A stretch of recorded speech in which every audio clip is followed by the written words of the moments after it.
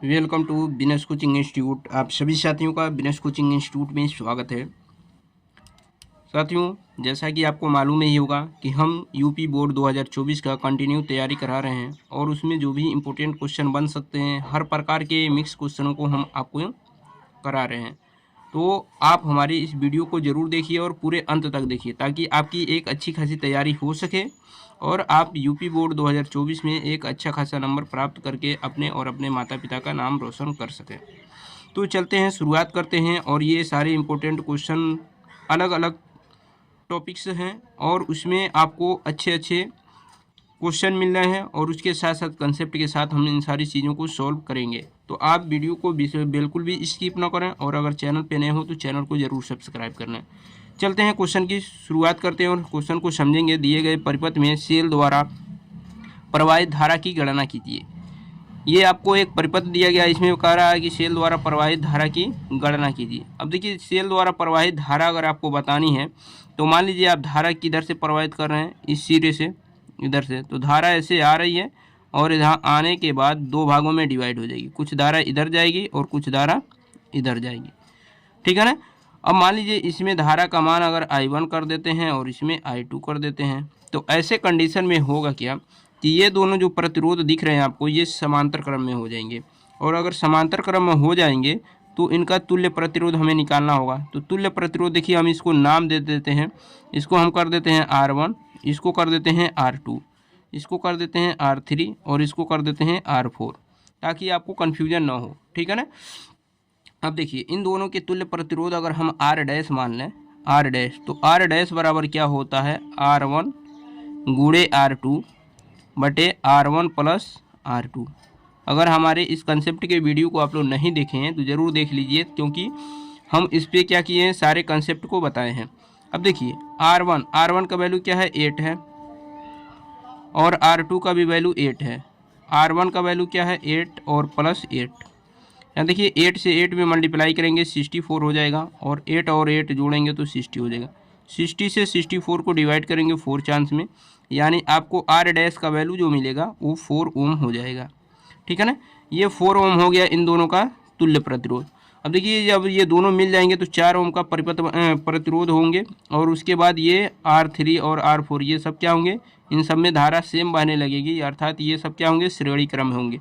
और पूरे परिपथ का अगर तुल्य प्रतिरोध R मान लिया जाए तो ये R डैश, क्योंकि श्रेणी क्रम संयोजन में क्या होता है, R dash plus R3 plus R4, ठीक है। अब देखिए, R डैश का वैल्यू क्या है, 4, R3 का वैल्यू क्या है, 5 और R1 का वैल्यू क्या है, 1। इन सबको ऐड करेंगे तो 4 और 5 9 और 1 10। ये 10 ओम हो गया पूरे परिपथ का जो तुल्य प्रतिरोध है वो 10 ओम हो गया। अब इसके बाद आपसे धारा पूछी गई तो धारा आप निकाल सकते हैं। I इक्वल टू होता है V अपान R। V का वैल्यू क्या दिया गया, यहाँ पर दिया गया 10 वोल्ट, तो 10 और अपान R का भी वैल्यू 10 आया है। 10 से 10 को कैंसिल करेंगे 1 चांस में, यानी 1, यानी I का जो वैल्यू आया वो I का वैल्यू आपका हो गया 1 एम्पियर। क्या हो गया, 1 एम्पियर। और यही आपका क्या हो जाएगा, फाइनल आंसर हो जाएगा। तो उम्मीद है कि ये सारी चीज़ें आपको बहुत अच्छी तरीके से समझ में आ गई होंगी। अब चलते हैं अगले क्वेश्चन की तरफ और अगला क्वेश्चन समझेंगे। देखिए, अगला क्वेश्चन यहीं आपके सामने है। कह रहा है कि एक अवतल लेंस की फोकस दूरी 20 सेमी है। एक अवतल लेंस की फोकस दूरी कितनी है, 20 सेमी है। उसके सामने एक वस्तु कितनी दूरी पर रखी जाए कि उसका प्रतिबिंब 12 सेमी दूर बने। देखिए, इसको कैसे सॉल्व करेंगे। एक अवतल लेंस की फोकस दूरी दिया गया है एफ का मान कितना है, 20 सेंटीमीटर। देखिए, अवतल लेंस है तो उसकी फोकस दूरी, वस्तु की स्थिति, प्रतिबिंब, ये सब किस में होंगे, माइनस में होंगे। कह रहा है उसके सामने एक वस्तु कितनी दूरी पर रखी जाए, यानी V का मान पूछा जा रहा है कि उसका U का मान कितनी दूरी पर रखी जाए ना, यानी U का मान पूछा जा रहा है कि उसका प्रतिबिंब 12 सेमी दूरी पर बने, यानी V का वैल्यू क्या है, -12 सेंटीमीटर, ठीक है ना। हमने क्या बताया कि अवतल दर्पण में U, V, F, R सबके मान माइनस होते हैं, ठीक है ना। जब प्रतिबिंब आभासी बनता है और वस्तु से बड़ा बनता है तभी V का मान प्लस होता है, इस बात का ध्यान रखिएगा। अब देखिए, इसमें हमसे U का मान पूछा गया तो अवतल दर्पण के लिए फार्मूला क्या है, अवतल लेंस है, यहाँ दर्पण नहीं है, अवतल लेंस है। तो अवतल लेंस के लिए फार्मूला क्या है, 1 upon small F equal to क्या होता है, 1 upon V minus 1 upon U. ये लेंस का फार्मूला है, चाहे वो लेंस अवतल हो या फिर उत्तल हो। तो अवतल लेंस के लिए फोकस दूरी, वस्तु की स्थिति, प्रतिबिंब की स्थिति, ये सारे किस में होंगे, आपके माइनस में हो जाएंगे। तो यहाँ पर देखिए जब इसको सॉल्व करेंगे तो देखिए 1/v का एफ का मान क्या है -20, 1/v, v का मान क्या है -12 -1/u। ठीक है। अब जब आप इसको इधर लाएंगे तो इधर जब लाएंगे तो -1/20, ये माइनस को ऊपर भेज दिए, ये माइनस इधर आके क्या बन जाएगा +1/12 इक्वल टू -1/u। ठीक है ना। इन दोनों का जब एलसीएम लेंगे तो 20 और 12 का एलसीएम 60 हो जाएगा। ठीक है। 20 से जब 60 को डिवाइड करेंगे तो कितनी चांस में डिवाइड होगा, 20 से 60 आपका डिवाइड होगा 3 चांस में, तो -3। 12 से जब डिवाइड करेंगे तो 5 चांस में डिवाइड होगा, तो ये क्या आएगा -1/u। अब देखिए 5 में से 3 माइनस करेंगे तो 2 आएगा, 2/60 इक्वल टू -1/u। ठीक है। अब देखिए 2 × 2 और 2 से ये कैंसिल हो गया आपका 30 चांस में, यानी 1/30 इक्वल टू -1/u। आप क्रॉस मल्टीप्लाई करेंगे u का 1 में और 30 का -1 में, तो u इक्वल टू क्या होगा -30। u का मान कितना आया -30, लेकिन जब आंसर लिखेंगे तो u का मान क्या लिखेंगे 30 सेंटीमीटर।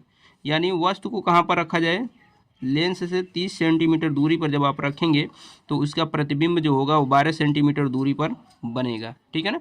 तो उम्मीद है कि ये चीज़ें आपको बहुत अच्छी तरीके से समझ में आ गई होंगी। अब चलते हैं अगले क्वेश्चन की तरफ। और अगला क्वेश्चन देखिए, सारे इंपॉर्टेंट क्वेश्चन हैं, किसी भी क्वेश्चन को आप हल्के में मत लीजिए, क्योंकि आपकी बोर्ड की एग्जाम में कौन से क्वेश्चन बन सकते हैं ये आप डिसाइड नहीं कर सकते। ठीक है। तो चलिए इस क्वेश्चन को देखिए। क्वेश्चन क्या है कि एक निकट दृष्टि दोष वाला मनुष्य 20 सेमी दूरी पर स्थित पुस्तक को पढ़ सकता है। पुस्तक को 25 सेमी दूरी पर रखकर पढ़ने के लिए उसे कैसा व कितनी फोकस दूरी के लेंस अपने चश्मे में प्रयुक्त करना होगा। अब देखिए निकट दृष्टि दोष है, तो निकट दृष्टि दोष में आप जानते हैं कि निकट दृष्टि दोष में व्यक्ति को निकट की वस्तु दिखाई देती है, दूर की नहीं दिखाई देती है, और उसमें कौन से लेंस का प्रयोग करते हैं, अवतल लेंस। ठीक है ना, इस बात का भी ध्यान रखिएगा। तो पूछा है अपने चश्मे में प्रयुक्त करना होगा कौन सी लेंस, तो कौन सी लेंस, अवतल लेंस। ठीक है ना। अब देखिए यहाँ पर कह रहा है कि एक निकट दृष्टि दोष वाला मनुष्य 20 सेमी दूरी पर स्थित पुस्तक को पढ़ सकता है, यानी 20 सेमी दूरी पर स्थित पुस्तक को पढ़ सकता है, यानी v का मान क्या होगा -20 सेंटीमीटर। क्यों माइनस लिख रहे हैं, क्योंकि प्रतिबिंब उल्टा बनता है मानव नेत्र द्वारा। पुस्तक को 25 सेमी दूरी पर रखकर पढ़ना है, रखना कहाँ है 25 सेंटीमीटर दूरी पर रखना है, जिसका प्रतिबिंब कहाँ बने 20 सेंटीमीटर दूरी पर बनेगा, तभी वो क्या कर सकता है, उस पुस्तक को पढ़ सकता है।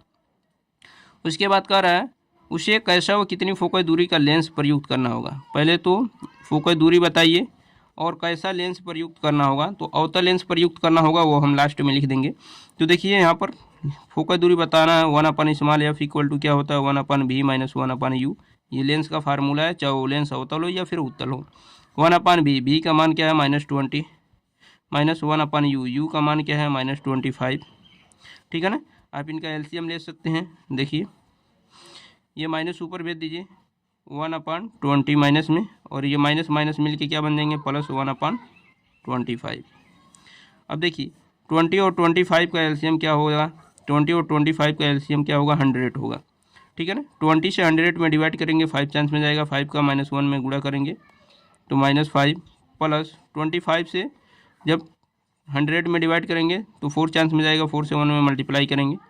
देखिए -5 में से 4 माइनस करेंगे क्या आएगा -1/100। ये क्या है 1/f। ठीक है ना। अब जब f का मान निकालेंगे, इसको पलटेंगे तो ये भी मान पलट जाएगा। f का मान क्या आएगा -100, और जब -100 आएगा तो उसको लिखेंगे किस में, आंसर में 100 सेंटीमीटर। यानी फोकस दूरी क्या होगी, फोकस दूरी 100 सेंटीमीटर होगी। फोकस दूरी आपकी कितनी होगी 100 सेंटीमीटर होगी। ठीक, यहाँ पर माइनस आने का मतलब क्या है, लेंस कौन सा है, अवतल है। ठीक है ना। तो आपसे ये भी पूछा गया कौन सा लेंस प्रयुक्त तो करना होगा, तो लिखेंगे चश्मे में अवतल लेंस प्रयोग करना होगा। क्या करना होगा, अवतल लेंस का प्रयोग करना होगा। तो इस तरह आप क्या कर सकते हैं, चीज़ों को समझ के उसको अच्छी तरीके से सॉल्व कर सकते हैं, ताकि आप बोर्ड एग्जाम में अच्छे खासे नंबर प्राप्त कर सकें। अब चलते हैं एक अगला क्वेश्चन है। अगला क्वेश्चन क्या है कि एक घर में 200 वोल्ट और 100 वाट के 5 बल्ब प्रतिदिन 5 घंटे जलते हैं। ₹2 प्रति यूनिट की दर से 1 माह यानी 30 दिन का खर्च कितना होगा। तो देखिए इसके पे आधारित मैंने बहुत सारे क्वेश्चन कराए हैं, तो चलिए इसको भी सॉल्व कर लेते हैं। देखिए यूनिट पूछा है, तो यूनिट बराबर क्या होता है, यूनिट किलोवाट घंटा, इसी को कहते हैं। यूनिट बराबर क्या होता है, किलोवाट गुणे घंटा गुणे दिन बटे 1000, इसी को किलोवाट घंटा भी आप कहते हैं, ठीक है ना। अब देखिए वाट कितने वाट का है, 100 वाट का है। ये देखिए ये फार्मूला जो बना है ये 1 के लिए है, लेकिन यहाँ पर 5 बल्ब यूज हो रहे हैं, तो इसलिए 5 का गुणा करके 500 वाट बना देंगे, ठीक। गुणे कितने घंटे जल रहे हैं, 5 घंटे जल रहे हैं। कितने दिन जल रहे हैं, 30 दिन जल रहे हैं, बटे 1000, ठीक है ना। अब देखिए ये 2 जीरो से ये 100 कट जाएगा, और ये 10 से ये 0 कट जाएगा। अब टोटल मल्टीप्लाई करेंगे तो 5 पच्चे 25, 25 तियाँ 75, तो 75 यूनिट आपने क्या किया, बिजली यूज किया। अब इसके बाद इसका खर्च देना है आपको, तो खर्च क्या होगा, खर्च क्या होगा, ₹2 प्रति यूनिट लग रहा है, यहाँ पर लिखा गया ना ₹2 प्रति यूनिट, और कितने यूनिट यूज किए हैं, 75, तो 75 का 2 में गुणा कर देंगे, ₹150। तो ₹150 आपको क्या करना होगा, पे करना होगा बिल के रूप में। तो ये सारे इंपॉर्टेंट क्वेश्चन थे जो हमने आपको डिस्कशन किया, और कंटिन्यू हम इस पे वीडियो बना रहे हैं कि जो भी इंपॉर्टेंट क्वेश्चन बन सकते हैं उस पर लगातार वीडियो बना रहे हैं, और उसके साथ साथ आपके सिलेबस का भी रिवीजन होता रहा है। तो वीडियो कैसा लगा आप लोग कमेंट बॉक्स में ज़रूर बताइएगा। जो लोग चैनल पे नए हो चैनल को सब्सक्राइब करें। मिलते हैं नेक्स्ट वीडियो में, तब तक के लिए अपना ख्याल रखिए, धन्यवाद।